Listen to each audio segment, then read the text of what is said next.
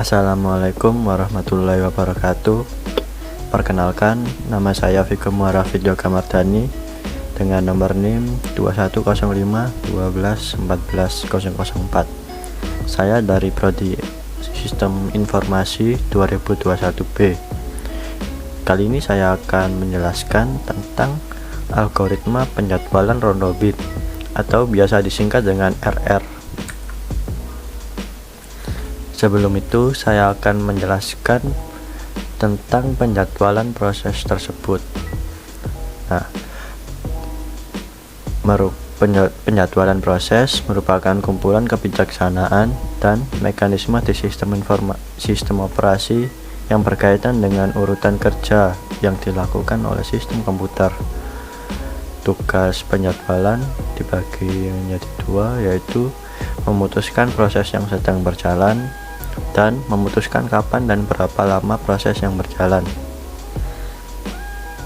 Macam-macam algoritma penjadwalan yaitu ada FIFO, first in first out, SJF, shortest job first, HRN, highest ratio next, MFQ, multiple feedback quiz, RR, round robin, SRF, shortest remaining first, PS, priority scheduling, dan yang terakhir ada GS, guaranteed scheduling.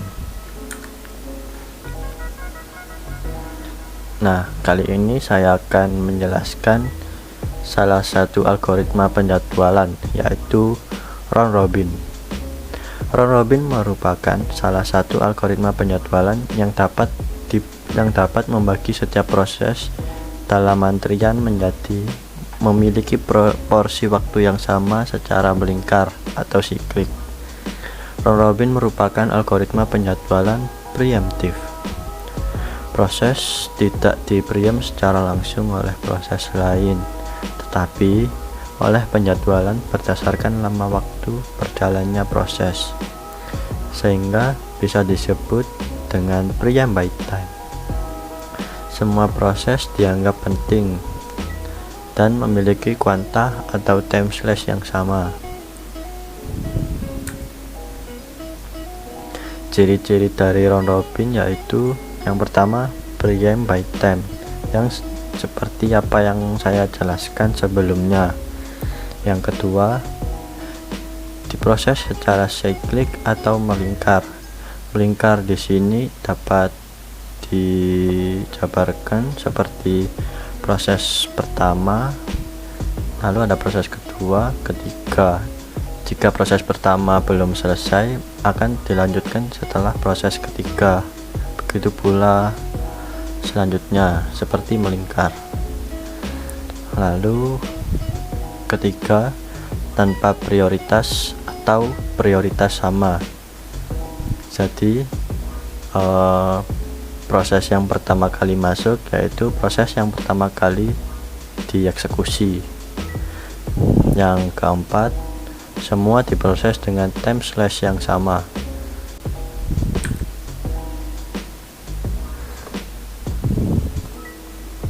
Lalu konsep kerja round robin. Yang pertama, apabila waktu eksekusi atau kuanta tersebut telah habis, maka algoritma akan berhenti menjalankan proses tersebut dan memasukkannya pada QW terakhir. Yang kedua, jika kuanta belum habis dan proses menunggu suatu kejadian, misalnya selesainya operasi I/O, maka proses running akan menjadi blok dan pemrosesan dialihkan ke proses lain. Yang ketiga, jika kuanta belum habis dan proses sudah selesai, maka proses running akan diakhiri dan pemrosesan dialihkan ke proses lain. Contoh perhitungan round robin. Nah, sekarang saya akan mencontohkan perhitungan algoritma round robin. Nah, sebuah CPU dengan time quantum 3 mendapatkan 5 proses dengan waktu kedatangan yang sama dengan burst time yang berbeda seperti berikut. Proses pertama dengan burst time 2, proses kedua dengan burst time 3, proses ketiga dengan burst time 5, proses keempat dengan burst time 7, dan proses 5 dengan burst time 6. Yang perlu kita garis bawahi di sini yaitu dengan time kuantum 3, lalu ada kedatangan yang sama. Nah, time kuantum 3, jadi semua proses ini memiliki time kuantum 3.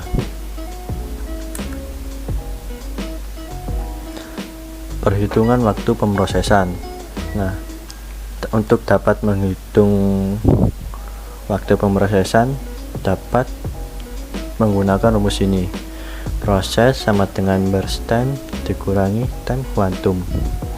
Nah, yang pertama kita menghitung P1 dengan burst time 2 dikurangi time kuantumnya 3 sama dengan min 1 atau habis. Waktu yang diperlukan P1 ini selama 2 detik. Lalu yang kedua ada P2 dengan burst time-nya 3 dikurangi time kuantumnya 3. Nah, 3 dikurangi 3 atau sama dengan habis atau prosesnya sudah selesai. Waktu yang dibutuhkan P2 ini selama 3 detik. Lalu yang ketiga ada P3 dengan burst time-nya 5 dikurangi time kuantumnya 3 sama dengan 5 dikurangi 3 sama dengan 2. Jadi waktu yang dibutuhkan selama proses P3 ini 3 detik. Nah, dalam P3 ini prosesnya belum selesai, masih memiliki sisa 2 ini. Nah, 2 ini akan dilanjutkan berikutnya. Lalu yang keempat ada P4 dengan burst time 7 dikurangi time kuantumnya 3 sama dengan 4. Nah, ini juga memiliki sisa, nanti akan melakukan proses lagi. Nah, waktu yang diperlukan dalam P4 ini selama 3 detik. Lalu ada P5 dengan burst time 6 dikurangi time kuantumnya 3 sama dengan 3. Nah, ini juga memiliki sisa. Waktu yang diperlukan selama 3 detik. Nah, dikarenakan P3 tadi belum selesai, sekarang melanjutkan proses P3 tadi. Nah, burst time P3 yang sekarang yaitu adalah 2, sisa burst time tadi dikurangi time kuantumnya 3. Nah, hasilnya min 1 habis. Nah, waktu yang diperlukan dalam P3 ini ya, itu selama 2 detik. Lalu ada P4 sisa tadi. Nah, dengan burst time sisa tadi 4 dikurangi 3 sama dengan 1. Nah, ini masih belum selesai, masih ada sisanya. Waktu yang diperlukan adalah 3 detik. Lalu ada P5 yang tadi yang belum selesai, melakukan proses lagi dengan burst time sisa 3 dikurangi 3 time kuantumnya sama dengan 0 habis, proses selesai. Waktu yang dibutuhkan selama 3 detik. Lalu ada P4 yang tadi belum selesai, melakukan proses kembali. Nah, burst time sisa tadi adalah 1 dikurangi 3 sama dengan 2 atau habis, waktunya selama 1 detik.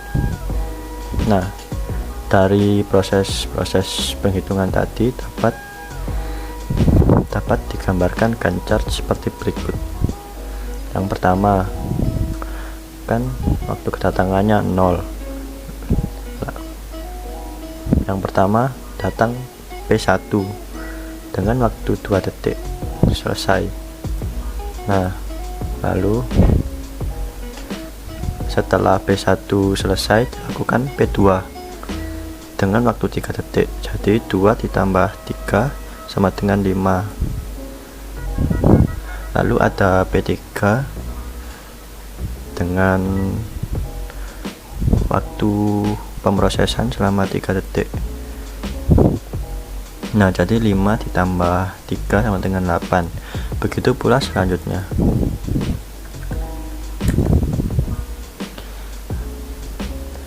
Nah, perhitungan kali ini saya akan mencoba melakukan perhitungan turnaround time. Dapat dilakukan dengan rumus seperti berikut. Turnaround time sama dengan completion time dikurangi arrival time. Nah, P1 yang pertama kita lakukan P1 dengan completion time 2 dikurangi arrival time-nya 1. Nah, P1 ini kan selesai di waktu kedua. Nah, dikurangi arrival time-nya kan 0. Jadi 2 dikurangi 0 sama dengan 2. Lalu di proses yang kedua ada arrival time-nya yaitu 5.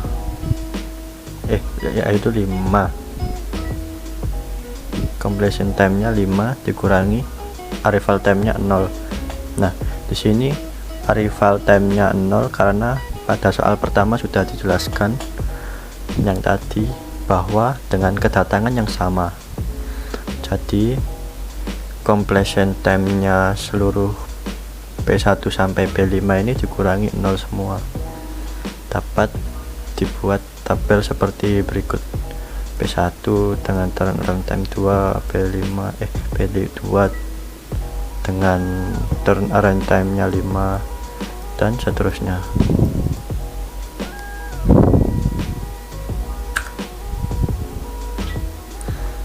Lalu ada perhitungan waiting time yang dirumuskan sebagai berikut. Waiting time sama dengan turnaround time dikurangi burst time. P1 dengan turnaround time 2 dikurangi burst time P1 yaitu 2. 2 dikurangi 2 sama dengan 0. Lalu P2 dengan turnaround time 5 dikurangi burst time-nya 3 sama dengan 2. Lalu di P3 dengan turnaround time 16 dikurangi burst time-nya 5 sama dengan 11. Lalu P4 dengan turnaround time 23 dikurangi burst time-nya 7 sama dengan 16. Lalu ada P5 dengan turnaround time 22 dikurangi burst time-nya 6 sama dengan 16. Nah, average waiting time atau rata-rata waiting time-nya ini dapat dihitung dengan menjumlahkan waiting time seluruh P1 sampai P5 dibagi jumlah proses, yaitu jumlahnya kan ada 5, jadi dibagi 5. Jadi 0 ditambah 2 ditambah 11 ditambah 16 ditambah 16 dibagi 5. Nah, hasilnya adalah 9.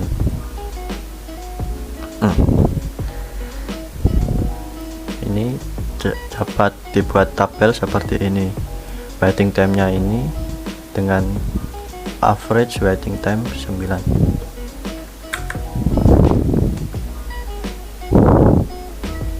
Kelebihan dan kekurangan round robin. Kelebihannya yaitu memiliki respon time yang lancar dan cepat untuk proses-proses yang kecil. Kedua, menghindari kesenjangan antar layanan atau ketidakadilan layanan terhadap proses-proses kecil. Yang ketiga, mencegah terjadinya kondisi deadlock atau yang lebih dikenal dengan starvation. Kekurangan dari round robin yaitu pertama, memiliki performa yang buruk jika time quantumnya lebih besar dibandingkan dengan prosesnya. Yang kedua, waktu tunggu yang biasanya sangat lama untuk proses yang besar. Yang ketiga, jika slot waktunya kecil, maka sebagian proses tidak bisa diselesaikan oleh satu slot waktu saja. Nah, selanjutnya permasalahan dalam round robin. Di dalam round robin terdapat beberapa permasalahan pada penjadwalan round robin ini.